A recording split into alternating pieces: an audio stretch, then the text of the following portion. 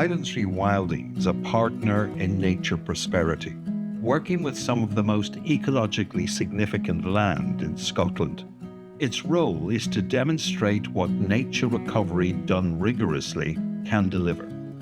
The work begins with science. A world-class team establishes baselines across peat, woodland, wetland and pasture. Soil sampled, species recorded, ecosystems mapped. From that baseline, monitoring continues year on year, tracking measurable increases in biodiversity, carbon, and ecosystem health.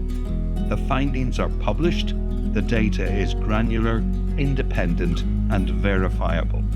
Rewilding at Highlands Rewilding is not a vision. It is a set of demonstrated outcomes: species returning, trees regenerating, ecosystems recovering. Because those outcomes can be measured with precision, they can be trusted. Because they can be trusted, they attract investment.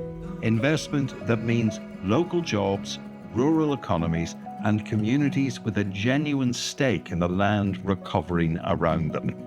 That is the nature recovery the NatureProsperity pump is built to support.